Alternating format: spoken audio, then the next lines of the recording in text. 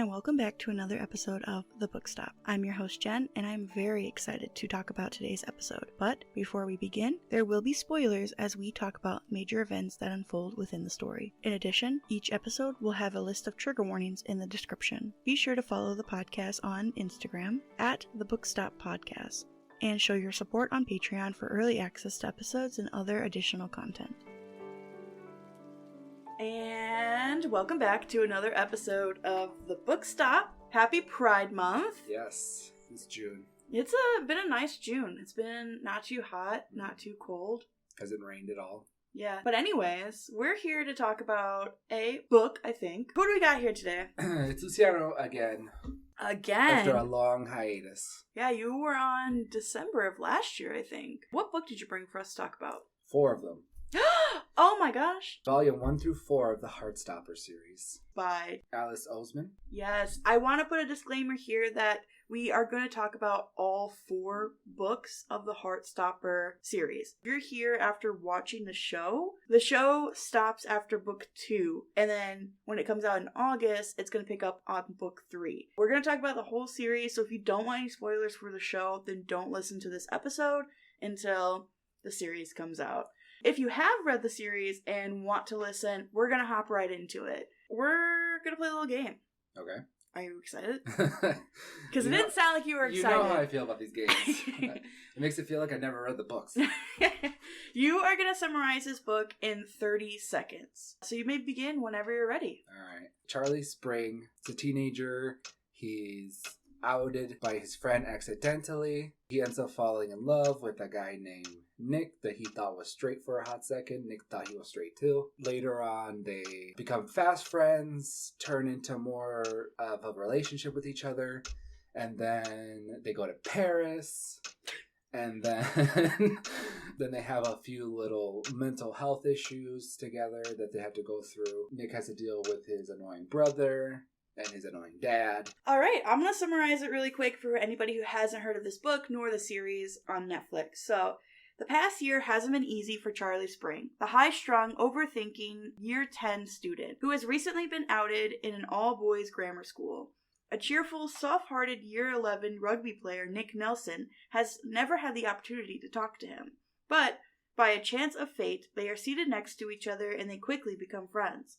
Before long, Charlie is falling head over heels for Nick, even though he doesn't think he stands a chance. But love works in mysterious ways, and sometimes good things are waiting just around the corner. Together, they learn about one another as they fall head over heels for each other. Their relationship follows first kisses to first loves. When Charlie's world becomes too overwhelming, Nick tries to be strong enough for the both of them. But they learn that to love someone else means learning to love yourself first. I, for one, am very excited to talk about this. This is probably one of my favorite series. And if you didn't know, the books that we're talking about are actually graphic novels. But these characters, Nick and Charlie, came from a series that Alice had wrote Solitaire first, which is a story about Charlie's sister, Tori. And these characters were like side characters in it.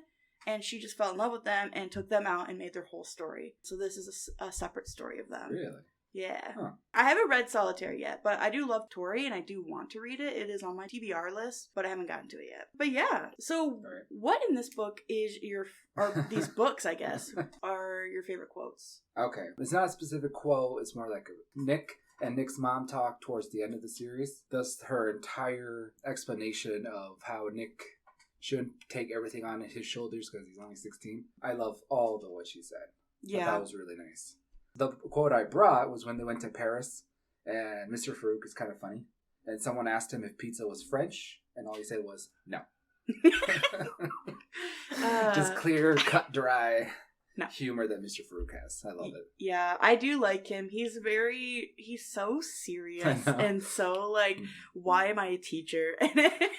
He's a physics teacher, too, so it just fits in perfectly. Yeah, we love to see it. That's the good thing about this is it goes from very, like, stressful, intense situations, and then it has those moments of just humor and where it's not so hot and heavy. So my quote is when Tara is talking to Charlie about being out with her girlfriend in Paris. Charlie asks Tara, how did you and Darcy get over the fear of people knowing you're together? Tara says, it took time. Darcy was already out. We'd been dating for a while and most of our friends knew. but other people were starting to guess too. At our school, lesbian was used as an insult all the time. I probably even used it once or twice myself when I was younger. We were terrified. It took me a long time to even feel comfortable calling myself a lesbian. And for a while, we thought it was easier to pretend we were totally platonic. I guess for a while it was easier. But by the time we got more comfortable being us, we reached a point where we knew that whatever people thought or said about us, we just knew who we were. We loved ourselves anyways. Yeah. I just love that. Mm-hmm. It's so good. Just don't care about the world. Yeah, don't care about what the other people say. It's your life, your love, and it's all about you two. Right. Or 3. Or 4. Not judging. Not judging here. Happy Pride. Yeah, so what are some things that you liked about this book? I like the relationship between the both of them and how it started, how it progressively changed and isn't overnight. Mm-hmm. Suddenly Nick likes Charlie. Yeah. And then they go into it, It took a while for him to realize, to come to terms with who he was. I like that it's real. There's real emotion in trying to come out to your family, being fearful coming out to people in general. How real everything is, how everything is a slow progression versus just an overnight conclusion, like other books that are trying to speed up. It's kind of like a slow burn. Mm-hmm. Definitely like the slow burn over the 4 books. I like that we're not just in one location most of the time. Most of the books deal with being at school or at one of their houses, but we also get to go to Paris for a little bit. We go to the beach, which is one of my favorite scenes. Mm-hmm. I like that even though we are in their houses or at school, we get to see different locations within those places. Right. So, like, you get to see Charlie's room a lot, but you also get to see, like, the conservatory where they, sit with their little blankets and it's raining. It's so cute. When they have their dinner, we get to see, like, his kitchen. It makes it feel more alive because you get to see more of their life with it. I'm sure there's plenty more once you start going through your life. So we'll go through yours. Oh, mine? Yes. Oh, wow. I have so many. Okay.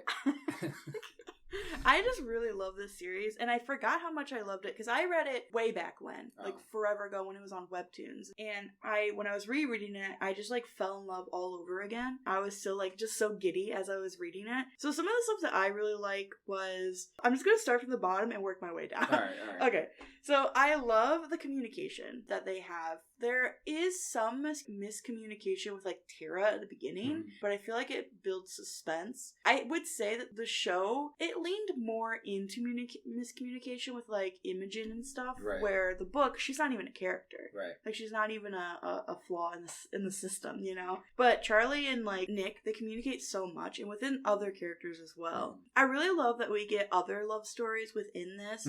Tao and Elle and the teachers, their love stories intertwined. True. You even get a little bit of Michael in this one, which is Tori's boyfriend later on. And then even Daniel. Spoiler alert. Oh, spoiler alert. And even Daniel and what's his name? Led? Led. And him, you even get a little teeny little sprinkle of his relationship as well. True. But yeah, I just really love seeing, it's not just focus on Nick and Charlie, because I feel like it would get old after a while. So having other people's secondary characters, it helps flesh out the world. True. I loved Nick speaking French and how Charlie was so for it. He was like blown away. He was like, what? Speaking French with his dad on the phone, he was just like, oh my god, I'm falling in love all over again. I mean, this is a big thing on the book stop, but I love POVs, and we do get POVs within this story. With it being a graphic novel, which we're going to talk about in a second, it's really hard to set like a set narrative with Alice going back and forth between like seeing a little bit of Nick's side when he's like on vacation and then seeing a lot of Charlie's side. It, again, fleshes out the world so much and makes the story so much better. True. I love the shameless plugs that Alice puts her books into this. I have this poster we got from Barnes & Noble of Nick and Charlie reading, and it's literally her book in the cover. But yeah, she has her world fleshed out with even in the world itself. Like on his bookshelves, you see, her other books. In the show, even you see other books from her series. She's even in it too, which is awesome. So have you seen it yet? I have. Okay, when they're going on their first date, she's sitting on the other side of them in the train. That's cute. It's so cute. I would But cry. But yeah, I love the shameless plugs. We love to see it. Right. I love the innocence that is in this. Oh my god, the I love you in the shower scene. Okay, they weren't both in the shower. Nick was in the shower and Charlie was outside and was like, he's about to be gone for 3 weeks and I haven't said I love you, but I really want to. Yeah. And I can't face him, so I'm just gonna tell him while he's in the shower. And just like getting comfortable with each other. I really love the young adolescents, teenagers in love, and just trying to figure it out. True. And then my last one is at the end of book 3, we get those Google searches where Charlie is saying, how do you say I love you to somebody? And Nick is Googling how to help somebody with an eating disorder. Right. And it just sets you up for the vibes of the next book. It just hits you right in the gut because it shows you their mindset of like which each one is at. Right. And it's just, I love it so much. So what are some things that you didn't like about the series? I don't know. There's not really a lot to dislike about the series. I mean, if you're an adult reading this, you have to like go in the mindset of like a 16-year-old. Yeah. You know? He's freaking out about saying I love you. They've been dating for about like 3 months at this time or something like that. Maybe a couple more months. Maybe, I think, I want to say 5, but I could be lying. You know, and he's trying to say I love you and stuff. And we're over here like, but you're only babies, you know? Yeah. But you got to get in the mindset of a 16-year-old where your first love is going to be everything for you. Especially when you are somebody from like the LGBT community. Yeah, well, you thought this was never going to happen to you, like he says at one point in the book. And then here you both are. Look over their being 16. It's kind of hard sometimes where you're like, oh, are they just blowing this out of proportion because they're young?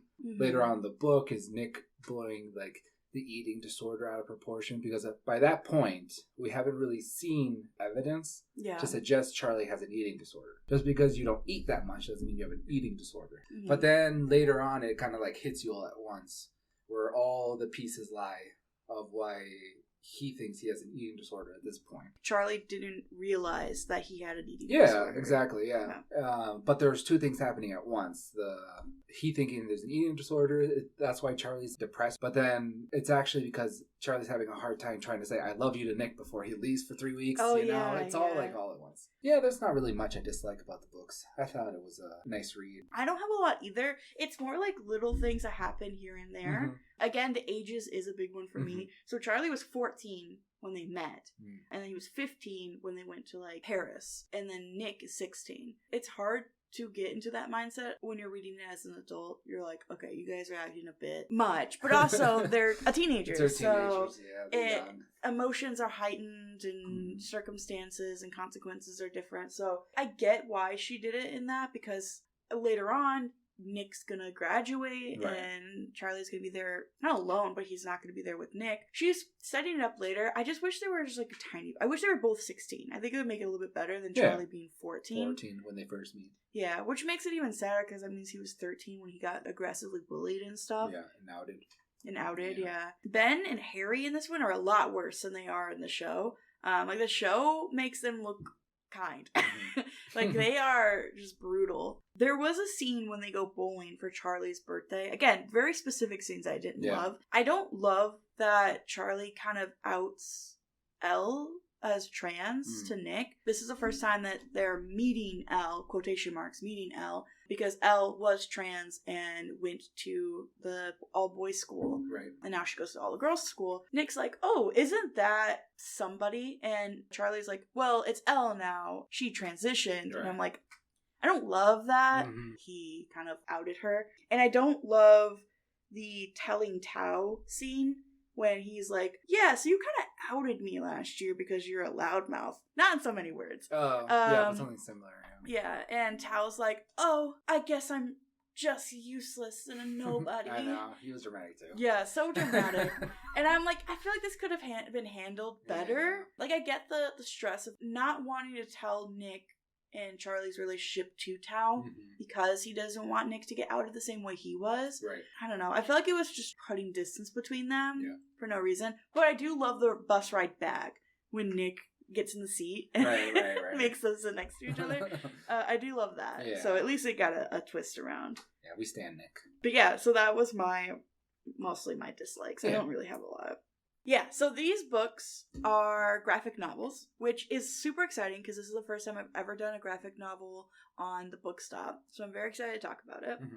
I love how Alice, and anybody that really does a graphic novel, is able to portray character emotions through like facial expressions. Yeah. Because this book doesn't have any inner monologue apart from the journals. Right. All of it is communication. All of it is speech. Dialogue, yeah. I loved.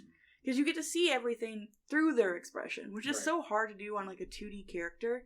Because you can have an actor be there portraying those emotions and you can see it on their face and watch each step as their face moves and contorts to those emotions. Right. But when it's on a piece of paper, it's so hard to convey, and she does it so well. She does do it very well. There are some points where, I don't know if they're talking in their heads or whatever, or where you kind of get lost in your own thoughts.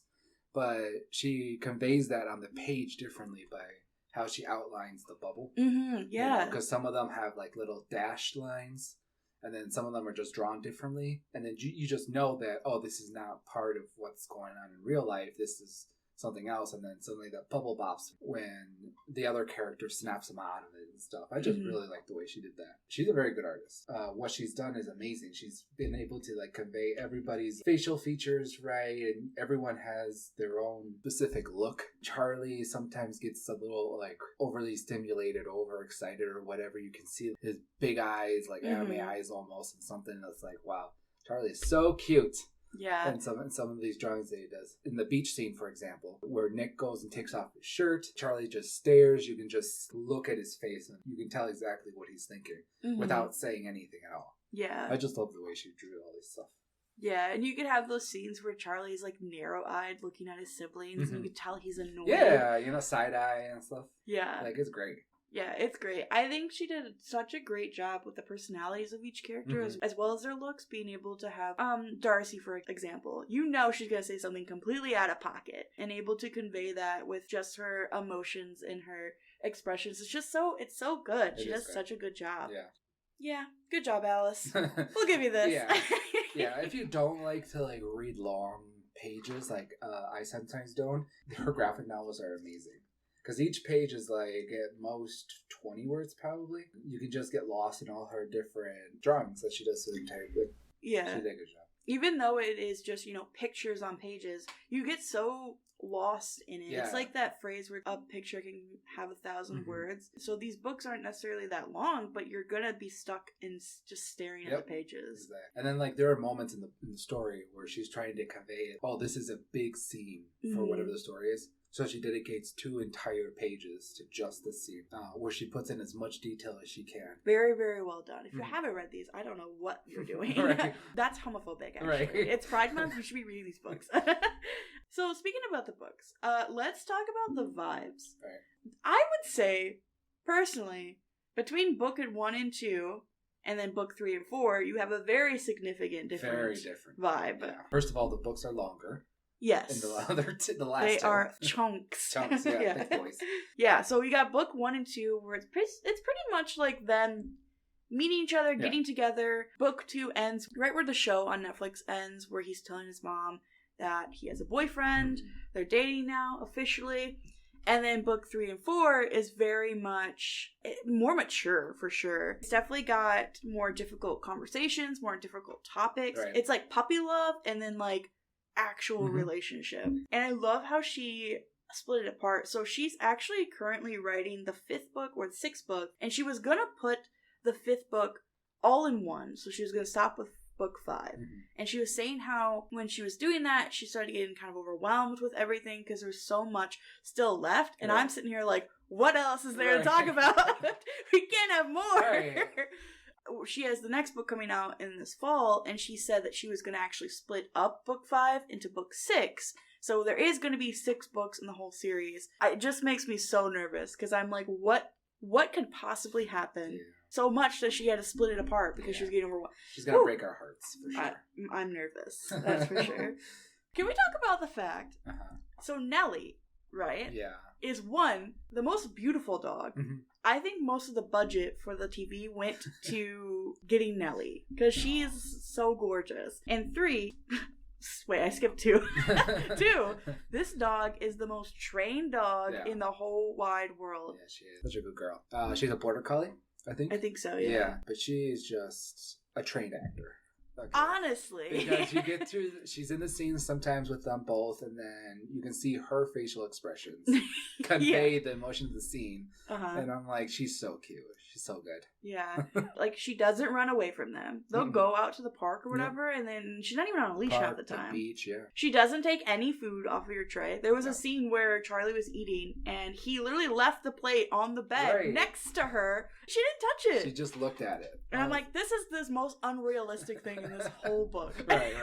It's this dog. I was waiting for the next scene where the dog is just munching away on a sandwich, but nope. Yeah. Not at all. And then freaking Henry coming in. Oh my god, the little pug. Yeah, the little pug. I'm excited to see where he goes. Like, out of nowhere, this pug comes in. And at first, I'm like, betrayed. I'm like, ugh. What about Nellie? Yeah. But then Nellie, you see scenes with Nellie and Henry together, sleeping together, and I'm like, oh, okay, we're good. They're good. We're good. He's so small. Such a small little guy. So, in this one, who would you say is your favorite character? Nick's mom. Oh, shoot, okay. Nick's mom is the most accepting, heartwarming woman in this entire series. Mm-hmm. Not to say anything bad, necessarily, to Charlie's mom. Because I don't think Charlie's mom is, like, homophobic per se. Mm-hmm. But I just feel like she's unsure of how to deal/raise a gay child.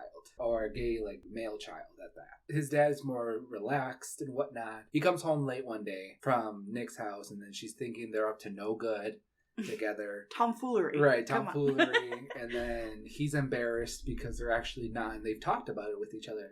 Which goes back to your communication thing from earlier. Mm-hmm. They talked about it with each other. They're not going to do anything right now because they're not ready. Mm-hmm. She just automatically assumes they're up to no good and then gets in mad and then talks to her husband saying, I try not to say like the wrong thing or whatever. And I end up doing it anyways. But Nick's mom, Nick is like dying. He's not actually dying. He's dying on the inside. Yeah. Trying to figure out how to tell his mom that he's gay or bisexual, actually, because we like to represent this book. Mm-hmm. That he's bisexual. He doesn't know how his mom's going to take it. His mom is awesome the entire time. Yeah. But then later on, David is Nick's older brother, who is the complete jerk. Makes all these snide comments that he thinks is funny, but it's really not. She goes to his defense. She notices that something's wrong with Nick later on when Charlie has his going through his eating disorder / he doesn't know he has an eating disorder. Mm-hmm. Nick doesn't know how to deal with it. He thinks it's all on his shoulders to save Charlie because they're dating and it's all up to him. The last day on vacation scene at the waterfront where she tells him it's not all up to you. You're 16 years old. That's a lot to put on your shoulders. Just like from day one, she's been nothing but an angel. And that's why she's my favorite character. Yeah, she's awesome. She could be in it more, and I would be okay with that. Mm-hmm. Definitely, And she's so, like, you can see some of the scenes where she's just in a distance approving of everything that's going on and how, like, older she looks. Charlie's mom, too, for that matter. Yeah. They both look older for them being 16. And Nick's mom just looks like a little grandma, and I'm like, oh. She's so cute. Yeah, Nick's mom is great. I think the actress that portrays her in the show, too, is awesome. Mm-hmm. I love her. I hope that in book 5 and 6 that she's in it more. And you even see at the end of the last book, their parents are starting to hang out more and, like, interact more, which I loved. I love seeing both mom and dad interacting with mom and dad, even though the dad wasn't really that important on Nick's side. But on Nick's side. Yeah. I have, like, my favorite character, and then I have a special shout-out. Right. Special shout-out is definitely to Tori. Okay. I really liked her. She just immediately knows when something's up. Oh, yeah. And she just, like, shows up out of nowhere. She has a sixth sense, for sure. Yeah, she's a really good sister. She helps him even though she personally is going through a lot of stuff. Mm-hmm. Charlie even mentions that in his journal entries. She's got stuff going on, but she has Michael there to help. Mm-hmm. So I really liked her. But my favorite is Nick. He just cares so deeply, and you can see that in every expression. He cares for not just Charlie. Obviously Charlie's top of the list, but he cares about everyone. Yeah. Charlie might have fallen first for Nick, but Nick fell harder for Charlie. Yeah. I loved him when he was packing the food for him on the trip, and he always is like, do you want to step away? Yeah. Do you want to take something for later? He's just so kind-hearted, and I love him. I think he fell into the wrong crowd, especially when the beginning of high school. Yeah. I really could see him hanging out with Charlie and his friends his entire like high school career. I don't know if that's a term. Right. And my favorite line in the show is when they're at the arcade and he's like, I really wish I could have met you sooner. And I'm like, you guys are teenagers. Right. In toddlers form? Right. Like, Sooner when? It's so funny. Yeah, I really love Nick. And it might have something to do with also Kit Connor. I love him. Yeah. The character, Nick, that golden retriever boy that everyone falls for. And he's such a good kid. Yeah. He doesn't know what to do, but he's trying his hardest. And that's all we can ask for. Yeah. You know, because he's like the jock. There's so many stereotypes with jocks, you know, because they play rugby. He manages to talk Charlie into doing rugby because Charlie wants to spend more time with him. So you already have that little like stereotypes in the back of your mind about how Nick's gonna be, but he's the total opposite. Yeah, he literally is the total opposite. Tao is like, you know, he's a rugby lad where he's gonna call you mate. He's just a straight boy. Right. And it's like, no, that's like a huge thing I want to talk about is how sexuality in itself, it's such a broad thing, and it's not just a label within itself. Right. It's not the destination, it's the journey quote. Like, it's all about finding out who you are and not necessarily finding out what your label is. Right. And Nick's journey in this, like, obviously Charlie was already outed, and we already know from the very beginning that he is gay. I love being able to follow Nick's journey throughout the story of him coming to terms with his sexuality. Because, like, the first time he finds out that he has feelings for Charlie and he acts upon them by kissing him, and you have that scene, oh, I love that scene, when he comes in sopping wet and he's like, I'm having a gay crisis right now. He's coming to his conclusion of, like, him being bisexual. And then, like, the Google searches, it's like, who hasn't done that? Yeah. It's very special having him as a character to be able to experience it through a different perspective, I guess, than just having, like, you know, Charlie, who's already outed, is gay, and having Nick see from step one what the process is of, like, coming to terms with it. Right. Also, can I just do a little side note? Like, it's a generational thing because we grew up, mid to late 2000s and stuff.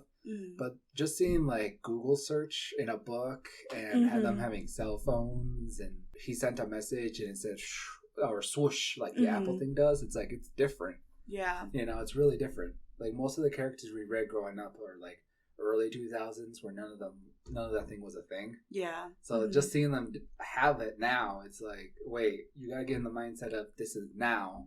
Yeah. Versus, oh, this happened like way back when. Yeah, and you get to like the Instagram posts and stuff. I know. Yeah. I'm like, oh, okay. Yeah, it adds that like modern twist to it. I feel like that fear of it getting online too. All it takes is like one picture and it's out there. Yeah. Everybody will know. Right. At the end of the day, it's like, I really don't want to talk about the show a lot, but there's a scene where she posts a picture of her and Darcy, and people are like, oh, you're a lesbian? You were much prettier as a straight girl or whatever it was. And it shows pressure of having your secrets and your history and everything out in the open for everybody. It's so easy now. Especially now, yeah. So like when you come out, you're not just coming out to the person you're talking to. You could come out to somebody walking by. That's how Charlie got outed. Yeah. So having that, like, you can't share it with anybody unless you want to share it with everybody. Right. Feeling. You know. When you're a teenager, especially. And then having that fear of not everyone's going to accept it right away. And even yourself, you're not going to accept it. How Darcy and Tara were, where you have to kind of give it time. Right. And you have to wait till you're 100% right with it. And you might never ever get there. Nick, coming back to him,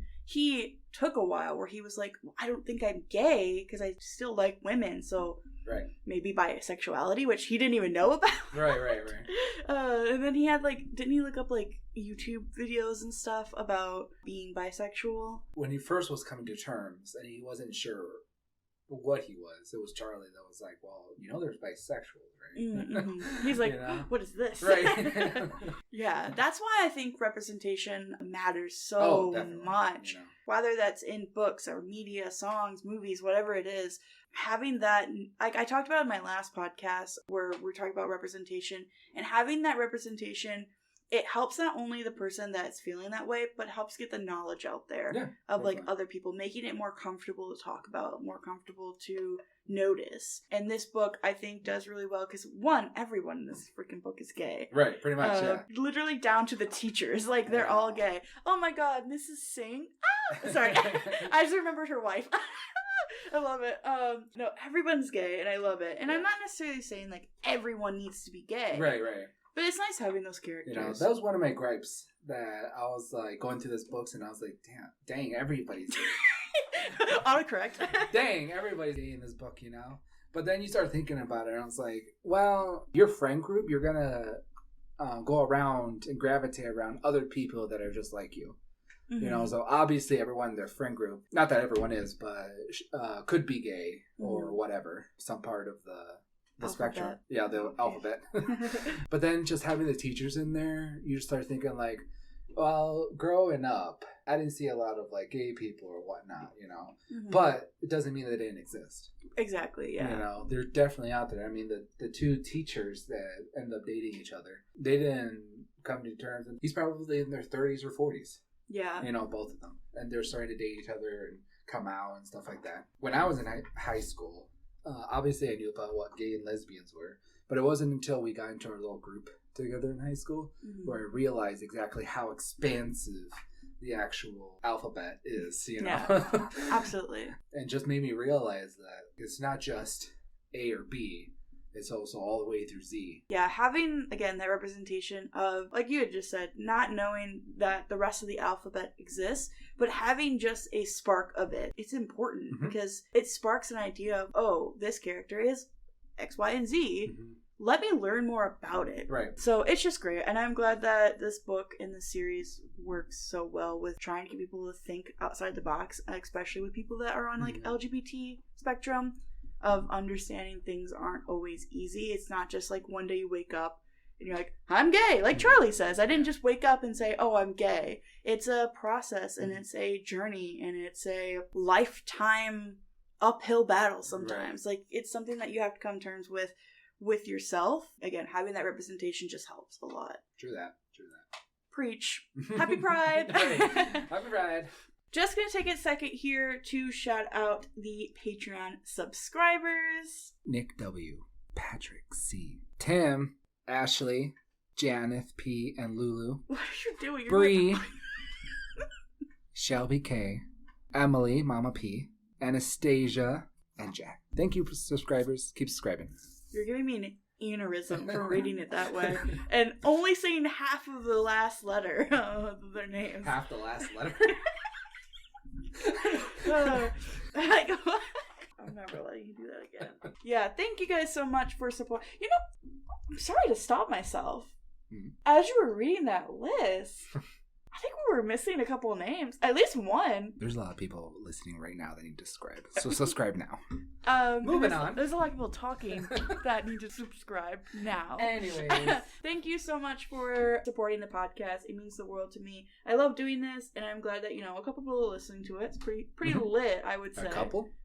If you guys want to be part of the Patreon shout out, head over to Patreon and subscribe today. So let's say you're, for some reason, spending a week in France. Okay. Who would be your 3 roomies? Like, who are you sharing a hotel room with? Between these people? Between the people in the book, yeah. You can't just pick, like, George Washington. I know. Harry Styles. No.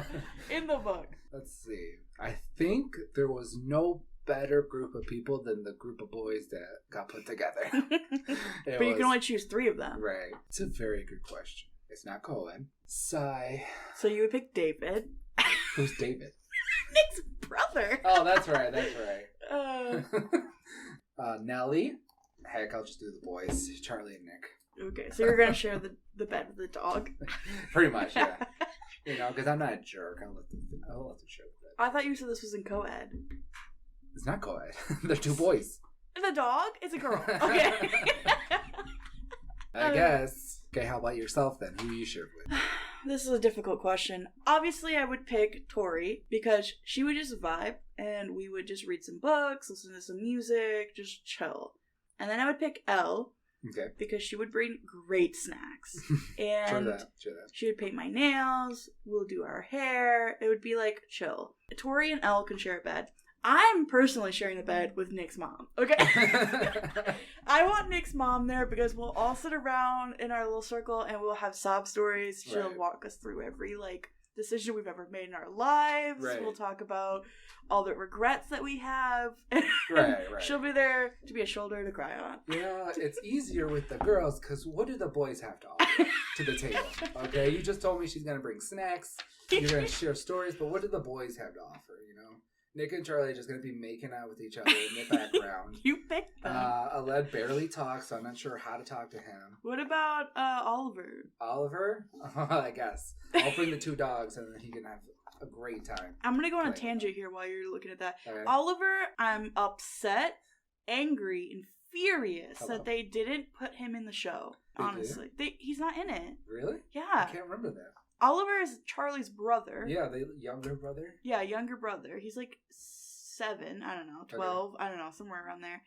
And he's not in it. And he is such a vital part of the story. He really oh my god, is. when Oliver runs downstairs because Charlie's like, oh, I want to tell Nick I love him. Right. And Oliver runs downstairs like, Nick, Charlie wants to tell you something. And then he like snatches him.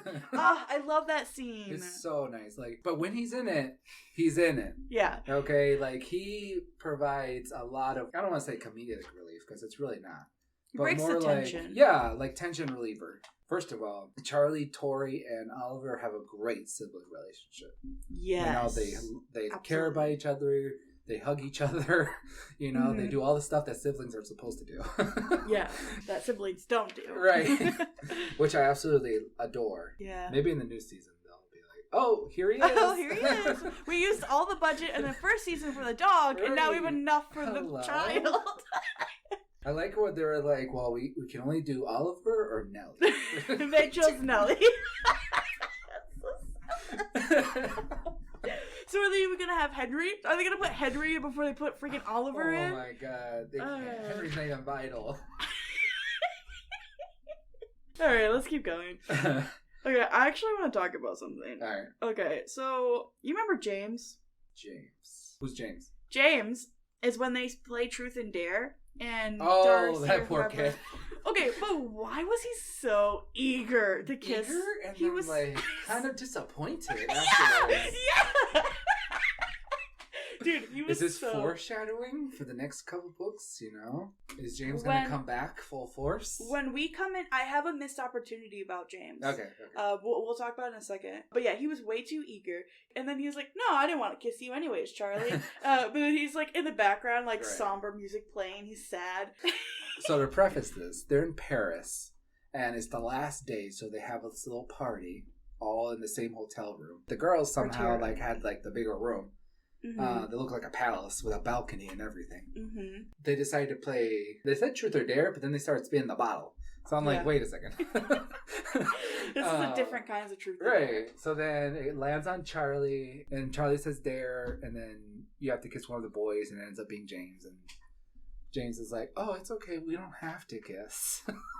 It's just awkward. Does the Debbie Ryan? You don't have to kiss. It was like awkward and because Nick was like right there, and you could see on his expression that he didn't want Charlie to kiss him. God no. So he's like, "No, I won't do it." Right, because either James is really confident with his sexuality, where he was okay with kissing another guy, or there's something more. There's definitely something more. Yeah. Okay, so who would you say in this series is your favorite relationship? Going back to the sibling thing. I really love Tori and Charlie's relationship. There isn't a lot because Tori doesn't say a lot per se. But just what she does speaks volumes. From really caring about Charlie, trying to make sure that she's involved in his life, to when they had this like dinner thing with everybody, and David was going off with some friend about Charlie. Oh, on the phone? Yeah, and then she kicks the phone out of his hand and then says, "I'll end you if you don't stop," and stuff. Yeah, she's like, "You're a disgusting little man." Yeah, exactly. It's like, "I'll end you." And I was like, yes, queen. She's very protective. Exactly, yeah. I just love the relationship. Because she's not forcing her way into Charlie's personal life. Mm-hmm. You know, but she's making sure that he's aware that she's there, whether he knows it or not. I just love the relationship a lot. I mean, all these little relationships I absolutely adore. Mr. Farouk and Mr. Ajay, their relationship is like just a little side thing, side note, you know, but she gives us like things, mini comics. Their first. They're all their first, like, and I was like, oh, that's so cute. It's so cute. You know? But I would say Tori and Charlie's was probably one of my favorites. This, I will say, has been the hardest decision I've made really on the book stop in the past 3 years I've been doing this. Okay. The hardest decision. I could not choose. I love the Paris squad. Yep. I loved the Spring siblings. Yep.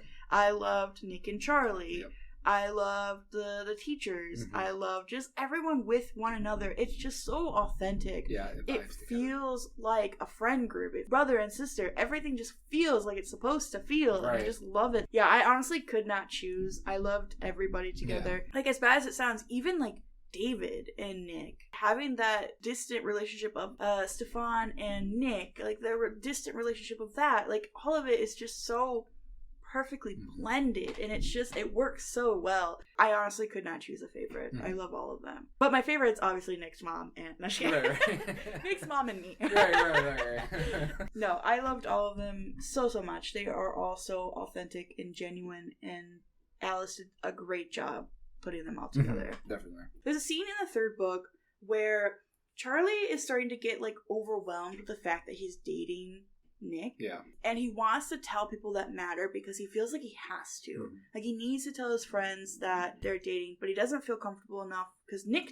still doesn't know really what he is. Aled, I'm so sorry if I'm saying his name wrong. He's telling him, you don't need to tell everybody. Coming out is not a duty that you have to do. It's not a requirement. Right. It's not a requirement for your friends or your family. If you don't want to come out to somebody, you don't have to. Right. Once they know, they know. And you can't take that back. He says, this whole deal with you and Nick being out to people, I think you need to stop worried about somebody else's feelings. I know Tao is your best friend, and if you don't think it's a good time to tell him right now, you don't have to tell him. This is your first time where you get control over it. You're not being outed right now. It's just you and Nick right now in this bubble. So you don't need to burst it if you don't want to. I just really loved that spark of wisdom you get from this like 15-year-old boy. I know. We love to see it. It's crazy, right? But I just loved that mention of, if it's your own thing, if you want to tell people, more power to you. But if you don't feel bad about it. No, you don't owe the world anything. Exactly. It's your own personal life, and if you don't want to come out, then don't feel forced to. If you want to come out and celebrate it, go right ahead. If you want to stay closeted and celebrate it, go right ahead. Like, it's your own thing, and it's no one else's business. Right. I feel like he's very wise. I know. It's all the books that he reads. You know, Aled is very wise. He doesn't say much, but we love him just the same. Yeah. You know, he's an important part of this friend group. Yeah, and I love that we get to learn a bit about his love. Yeah, at the end, it was like 2 seconds, maybe 2 words. Very quick. Very quick. And he's like, who's such and such? And Aled's like, oh, no one. No one. And then Charlie's like, well, what's his name at least? Right. Daniel. Okay, sorry. You know, exactly. And I'm hoping that's where the books lead, a little bit into more Aled's life here. Yeah, definitely. Because I want to know more about him. For sure. But that just shows you, like, the different personalities that Alice gave all these boys. Not every, like, 15-year-old boy, or 17-year-old boy for that matter, is going to be like Charlie or Nick. You know, where they have no idea what they're doing. Yeah, exactly. You know, there are some, like, people that are more emotionally intelligent than others are. And I absolutely love that she included at least one character that was. I feel like Tori is too, but she's more, like, through experience. Yeah. Than just being emotionally aware. But now I really want to know what Alice's backstory is. I know. I hope she explores it in the last books. Yeah. Just because he's your best friend or whatever doesn't mean that you are obligated to tell him. And once you tell him, he was upset and whatnot, which was expected. So he was going to get upset about it. But, like, because of his mouth, basically, he got outed. So what was he going to do? You know, he was afraid he was going to out Nick. He didn't want that for Nick because of what Charlie went through. I feel like Nick has a little bit more of an advantage because all his friends are rugby players and whatnot. And maybe he wouldn't get as bullied because he has all these friends. But, like, still, Charlie just didn't want Nick to go through what he went through. It's still hard. Yeah, it still is hard. Very hard. Charlie was more afraid of keeping the secret than telling Tao what was going on. It wasn't the fact that he wanted to be honest. It was that he was afraid that it would have gotten out. And like in the show, when Tao finds out, I think it was more of him keeping that secret than really him finding out about it. Right. Because he didn't want, like, obviously you want to be honest with the people that you trust, but there's not a requirement of how honest you need to be. Yeah. If you don't feel comfortable doing something and you don't feel comfortable sharing something about your personal life, that's why it's called a personal life. You don't need to. Right. And if you're on the other spectrum where you're getting mad about somebody that, one, let's say, for example, not coming out to you, then that's you being pitiful and stop. Because it's none of your business. You need to reevaluate your life decisions. Yeah. They're just thinking of the outcomes of what happens with that. Mm-hmm. So, yeah. Don't be a jerk. Right, basically. So a huge plot line, I guess, for the last 2 books, and I think it's going to continue on in the last 5 and 6, is Charlie's eating disorder. We touched on it. We're not going to go in super detail about it, but I really will say that Alice did a good job putting it in there. Very slow. Very slow, very strategic. It really was. I liked how she portrayed Charlie's mindset on it, with him not thinking his parents are going to believe him, how it hinders their relationship a little bit, but also having that part where he does go to therapy and goes to the hospital to want to get better. Right. And showing that communication, I guess, between his parents and Nick, and then with Nick's mom being like, you were just a teenager, you need to talk to an adult about this. Exactly. Because obviously you want to go to your friends before you go to any adult, because your friends are gonna understand what you're going through, but they don't know. Like they're just teenagers. They know what to do. They can just say, we'll be here for you. And I'm glad that we get like the jumps. That was unexpected. Yeah. The little time jump. The little time jump, yeah. Especially because it was like in the middle of the book too. I was like, oh, okay. But yeah, I enjoyed that she didn't go in like hyper detail about it. No. She left it very secret, I get, for Charlie. Mm-hmm. She goes into like a little bit of detail of like what happened after, but she didn't go into like hyper detail, which I think is a good way to show how Charlie's kind of going through it alone, but also he has his like family and friends there. Right. I really liked how she did that. I guess there's a lot of tropes out there, and one of the tropes that I always see gay people or LGBT people is they're not just dealing with being LGBT, but also some kind of mental health issue. And for him, it's not really, well, maybe a little tinge of depression here, but not really just that, but also like the eating disorder. Mm-hmm. So here I thought that as soon as they're like picking up on it more, like at the beach, he didn't want to take his shirt off, or Nick just watching Charlie not eat. Charlie's like thinking about something else, so he's not eating. So Nick thinks it's an eating disorder and stuff, which ends up being. But then they skip it 5 months, because I thought the next like 30 pages were going to be about going through everything, going through like Nick continuously seeing all the red flags and stuff like that. Mm-hmm. But no, she skipped it 5 months. Nick's writing in his journal, and then they go back in time, just snippets of what's been going on the last 5 months and leading up to where they are now. Yeah, I just think that's amazing the way she did that, because she could have easily just been like, oh, it's 5 months later and here it is, and you just have to pick up the pieces as they go through. But no, she actually went back and was able to tell the entire story of what happened the last 5 months, which is great, because I did not like that, the synopsis of what happened during those 5 months between them fighting.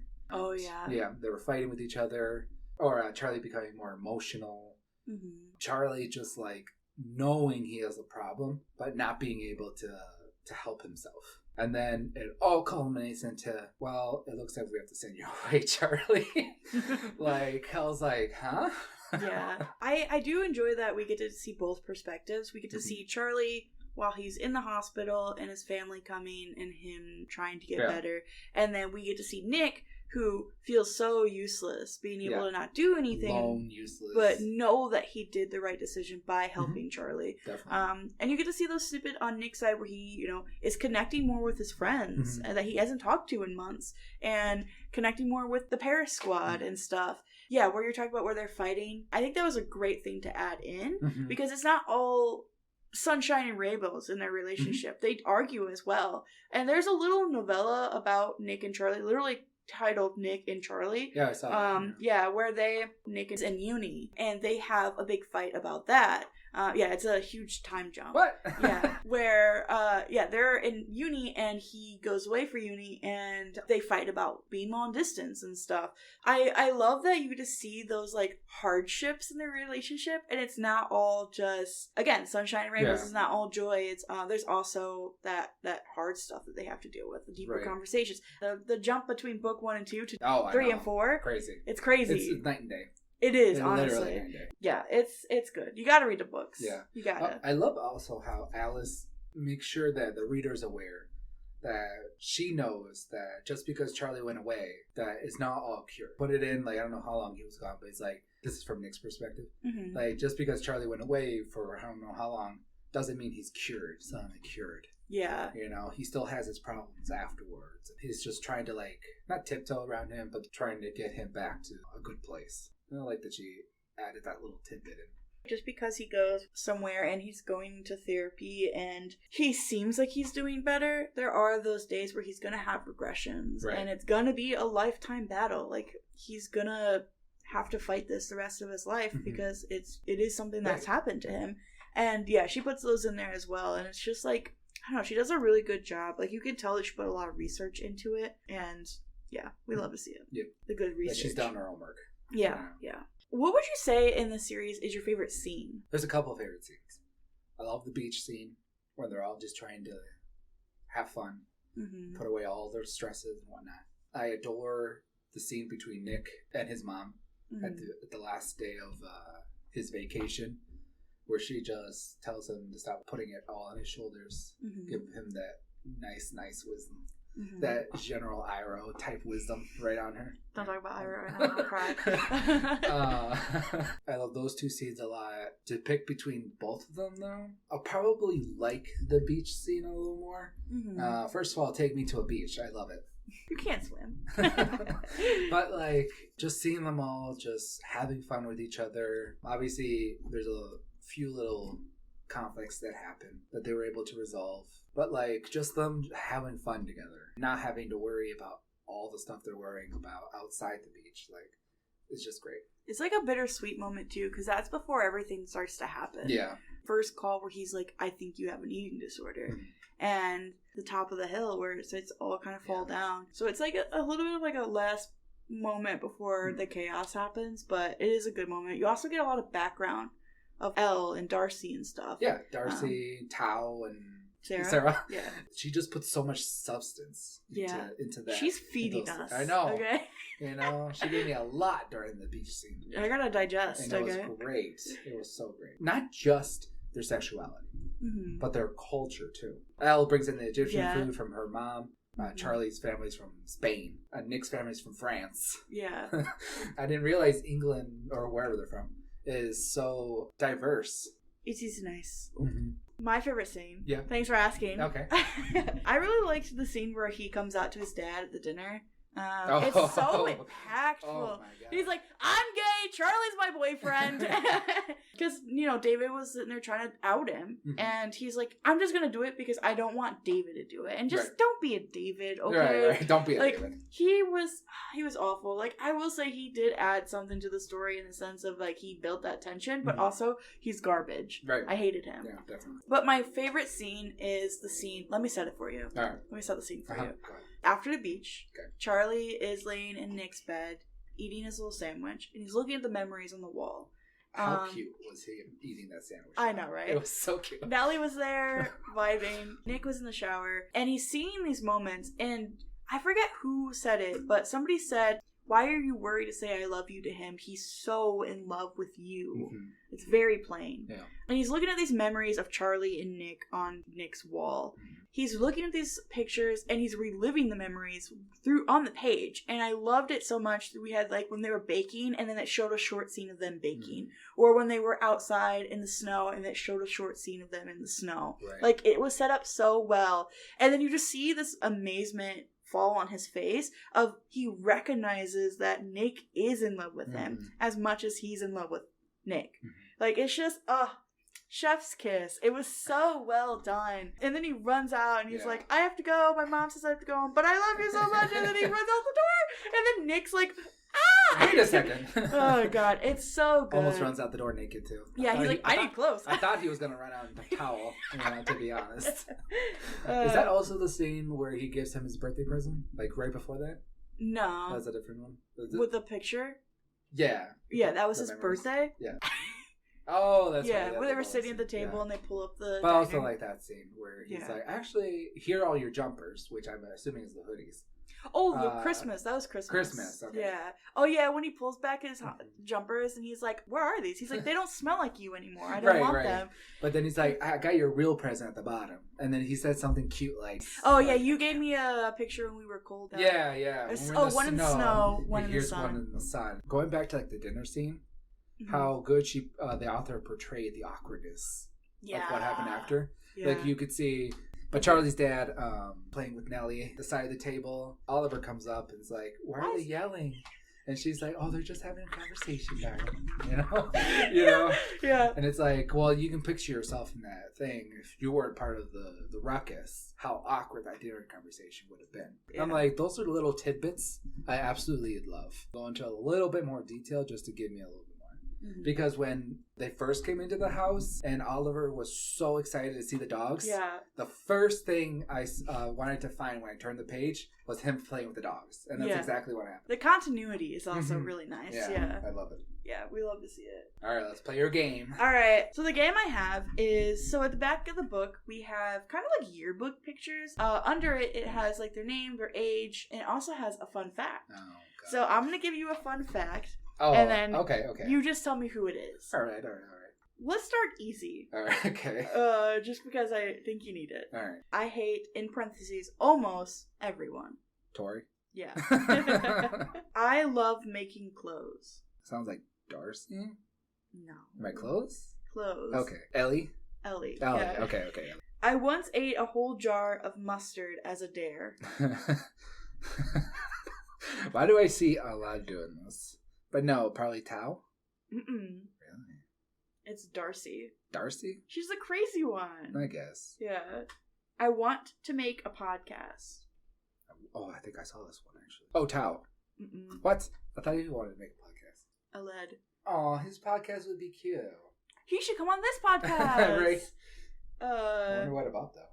Probably books. Honestly, all he does is read. Speaking of reading, this person's fun fact is I like to read.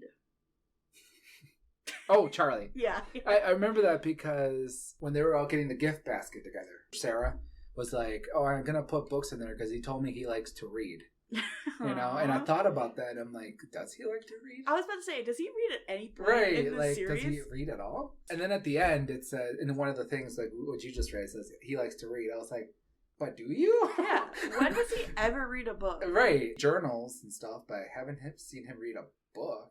Yeah. I mean, he has books in his room. So right. That. But, okay. I like to dance. Or I love to dance, especially ballet. Especially ballet.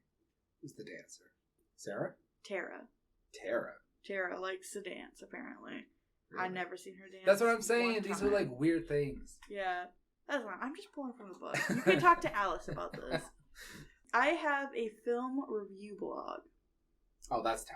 Yeah. Yeah, I remember that one. I'm great at baking cakes. Nick? I mean, there was the baking scene, but not enough cakes were made. Yeah, I don't remember just one baking scene, right? I think so. Yeah, I think there's just one. Yeah. I think you got like one right. Maybe two. So what are some things that you would have done differently, would have changed if you were writing this book? Purely our own opinions. Personally, I would have added more Aled and Daniel in there, but obviously he doesn't want that, but we need more of him because he is iconic. So chapter 6 is the scene where he comes back from the hospital. Yeah.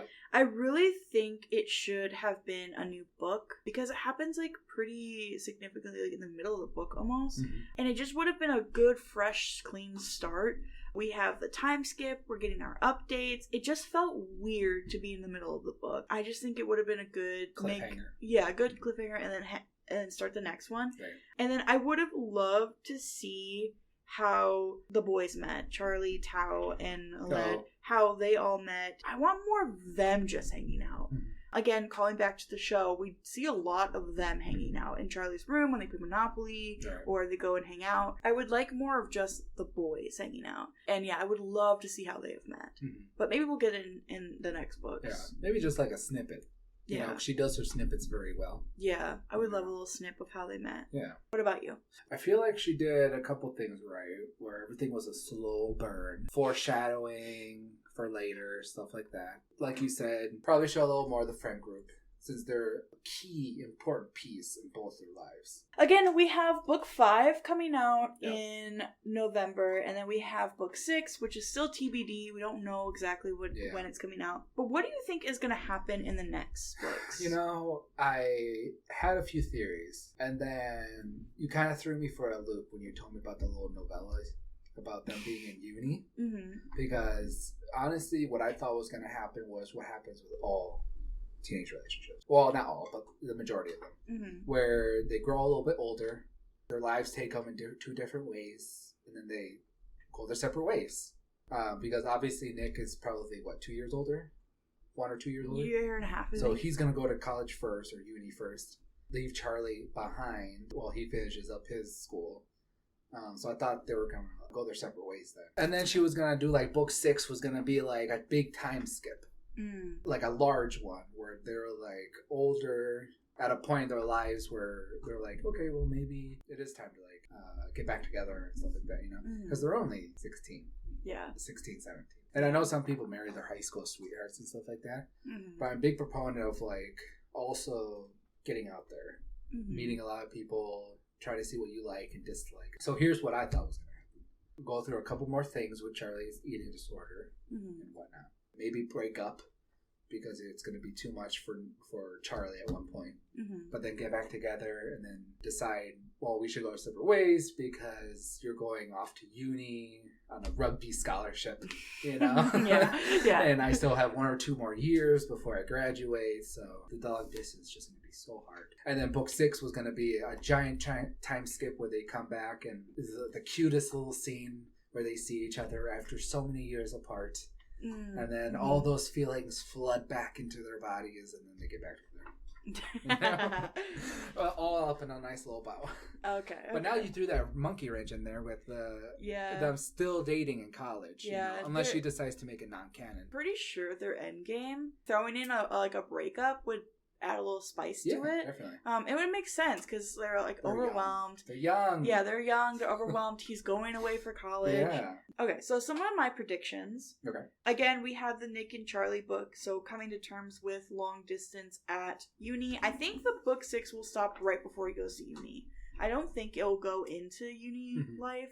I think it'll stop right at high school. Yeah. I believe within that premise then, I think Harry is going to come into play at some point. Especially when they were in the Eiffel Tower and they were making fun of Nick and Charlie, and Harry's like, hey, stop it. And then he come to apologize too. So I don't know how, but I think maybe he's going to stop some aggressive bullying, because another prediction I have is that something's going to happen where obviously they're out now and Nick's going to get bullied. Yeah. Something bad's going to happen. And Harry, I think, is going to stop it. Or he's going to do something. Yeah. My last one, remember James? We're coming back to him. Okay, he's coming back. Here's my thing. I feel like James is going to try to go after Charlie and make Nick jealous. Something's going to happen where James is going to try to get close to Charlie and Nick's going to get jealous and be like, no, he's mine. Right. Something's going to happen with James. He's got to come back. Yeah. He's got to. Well, those are my predictions. Yeah. I mean, if she's being overwhelmed by this whole thing, it has to be something tragic. Big. Yeah, I'm excited. Unfortunately, it is time for us to go. True. Even though we could probably talk about it for another 3 hours. Probably. And this hour and a half that we're talking about the series, it doesn't even scrape the surface. You have to read it for yourself. Don't just watch the show. Read the books. They're so good. And they have pictures. Can I just say one little tidbit? I know we don't talk too much about the show. But the parallels between Nick and Kit Connor in real life. Oh, I know. Charlie not wanting him to be outed and stuff like that. And that's exactly what happened to Kit Connor in real life. Yeah. He's apparently you guys didn't watch the show. Right. When he tweeted that. Exactly. I was like, stop. I was like, no. No one outed him, but he just was forced to come out. That's so sad. It is really so sad. It makes me want to cry right now. Right. So. Okay. Before we go, we do one last thing. We do our rating scale, but we do it a little bit different here on the Book Stop. We make up our own thing. So I would give Heartstopper, volumes 1 through 4, by Alice Oseman, 5 regifting used sweaters to its previous owners after it stopped smelling like them, out of 5. 5 out of 5, Yeah. 100%. I've been giving a lot of those away this year, but I absolutely just adore this series. Like, it makes you laugh, it makes you teary-eyed, it makes you think on things, and yes, there's teenagers going through these things, but it's also real life stuff. Yeah. It's so good. Me, I'll give it 9 Nellies out of 10. Good girl Nellies out of 10. Love these books. I'm not an avid reader, but once I started reading them, I just plowed right through the books. Mm-hmm. You know, I finished the first book in like maybe half an hour, probably. That's how fast I was reading them. As they went through, there was a few gripes, you know, my tropes. Tropes can be good, but sometimes they're just annoying. But it's okay. Needs a little bit more James. And a lead. Definitely needs more lead. Yeah, absolutely. But no, I absolutely adore this series. Thank you for coming on during Pride Month and finishing out this beautiful month with a beautiful series. Mm-hmm. We don't have anything scheduled right now for Lucy, but yeah, if you guys want to see Lucy on again, interact with this episode, like, share, all that good stuff. Thank you so much to the Patreon subscribers. Keep subscribing. And if you're not subscribed, subscribe. Bye! Thank you for turning the pages with us today. If you've enjoyed this episode, show your support by leaving a review, sharing the episode, and following the podcast on Instagram at The Bookstop Podcast. Join us on Patreon for early access to episodes and other additional content. Thank you for listening, and I'm looking forward to the next one. Hope you are too.